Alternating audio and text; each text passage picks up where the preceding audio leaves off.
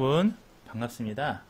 자, 오늘 이 시간에는 지난 시간에 말씀드렸던 것처럼 상관 분석에 대한 로드맵을 설명드리려고 합니다.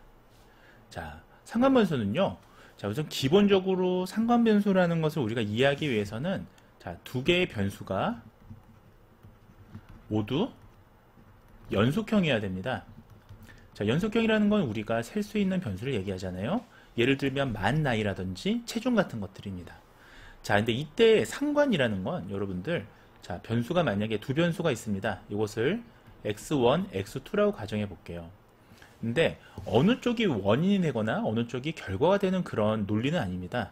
자, 상관이 있다라는 건 그냥 단순히 두 개의 변수 사이에 어떠한 관계가 있느냐, 자, 그 관계가 선형적인 관계가 있느냐를 보는 것에 불과합니다.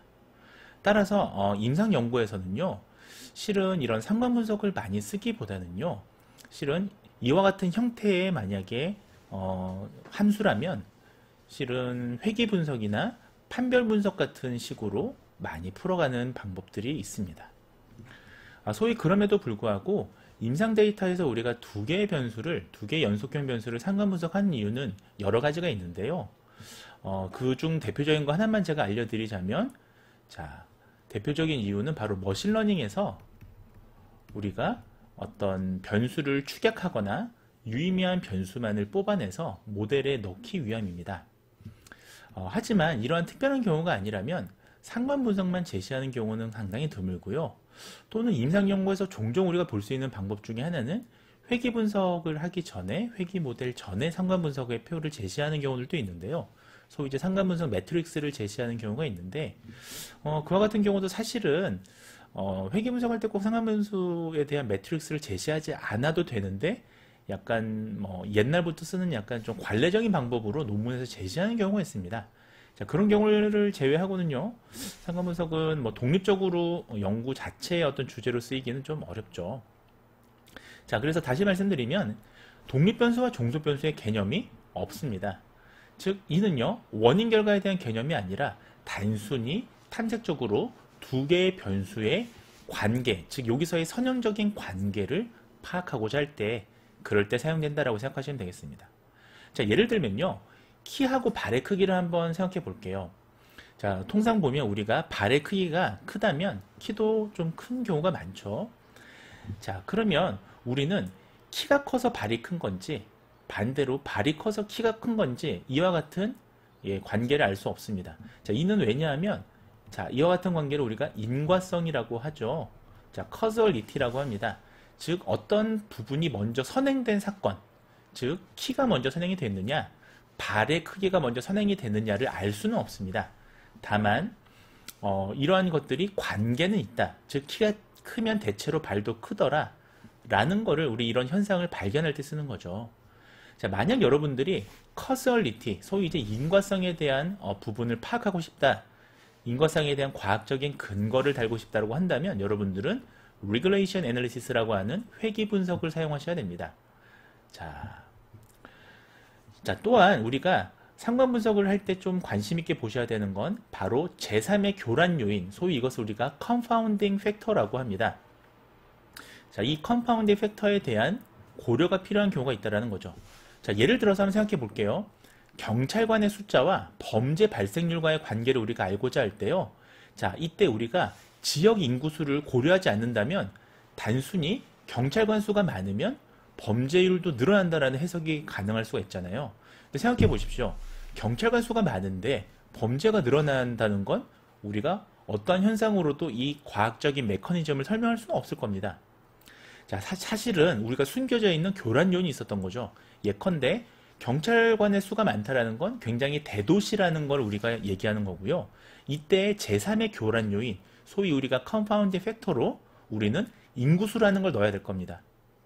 자, 반대로 이런 것도 있죠. 코로나 발병 수와 그 지역의 의사 수 마찬가지입니다. 자, 의사 선생님들이 많다고 해서 오히려 코로나 발생률이 더 늘지는 않잖아요. 자, 반대여야 되는데 의사 선생님들이 많다라는 건 그만큼 그 도시가 대도시라는 의미죠. 그러면 대도시에 코로나 발병 숫자가 더 많을 수밖에 없지 않습니까? 인구가 적은 지역보다요. 자, 결국은 여기서 우리가 말하고 싶은 거는 자, 제3의 교란 요인이 있을 때는 우리는 반드시 무엇을 해야 된다? 자, Facial Correlation Analysis, 소위 이제 편상관 분석을 이용해야 합니다. 자, 이 Facial Correlation Analysis에 있어서는요, 과거에는 R이라고 하는 프로그램을 이용해 왔었습니다. 그러나 최근 SPSS 버전에서도 우리가 편상관 분석을 이용할 수 있는 그런 기능이 추가가 됐습니다. 자, 따라서 여러분들이 만약에 제3의 교란 요인을 통제한 상태에서 소위 혼란 변수를 보정한 상태에서 어저스트라고 하죠. 보정한 상태에서 우리가 만약에 두 변수 간의 관계를 보고 싶다. 이때 관계는 선형적인 관계입니다. 그렇다면 우리는 Correlation Analysis에서 Facial Correlation Analysis를 사용하셔야 됩니다. 자, 소위 편상관 분석을 사용하셔야 됩니다.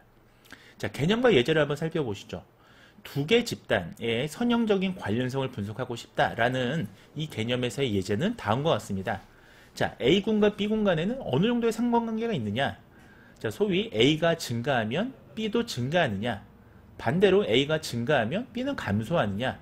자, 이것은 우리가 네거티브한 관계냐 아니면 파지티브한 관계냐, 즉 양적인 관계냐 음의 관계냐를 알 수 있는 거죠. 자, 이때 사용하는 것은 두 개의 집단이니까 자, Simple Correlation Analysis를 쓸 수 있습니다. 자, 이때 우리가 이별량이라면 우리가 이별량 상관분석을 쓰시면 되고요. 또는 뭐 피어슨 상관계수 이런 것들을 쓸 수가 있습니다. 자, 이때 상응하는 비모수적인 방법은 우리는 스피어만 Correlation Analysis가 있고요. 네, 스피어만 상관계수라고 표현합니다. 자, 보다 더 중요한 꿀팁은 바로 아까 말씀드렸던 제3의 교란 요인, 소위 이제 혼란 변수, 컴파운딩 팩터를 반영하고자 할 때는 자, 예전 이와 같습니다. 제3의 교란 요인을 배제한 경우에 A군과 B군과는 어떤 상관성을 가지고 있느냐? 자, 앞서의 예시를 말씀드린다면 그 대도시의 인구수라는 걸 교란 변수로 넣었을 때 과연 경찰관의 수와 범죄 발생률 간에는 상관성이 있느냐? 자, 이것을 본다면 우리는 편상관 분석을 하셔야 되는 거고요. 그로 인해서 편상관 계수가 산출되게 됩니다. 그 계수를 통해서 해석하는 방법이 있으니까요. 자, 자세한 건 각각의 이제 그 메서드에 대해서 제가 이제 자세하게 심도 있게 말씀드릴 때 영상에서 말씀드리고요. 지금은 로드맵이니까요. 이러한 개념의 이러한 예제를 이러한 검정을 쓰는구나 정도 아시면 되겠습니다. 자, 오늘 이 시간에는 두 개의 변수 간의 선형적인 관계를 살펴보는 로드맵을 살펴보셨고요. 자, 두 개의 선형적인 변수를 보신다면 이별량 상관 분석을 쓰시면 되고요.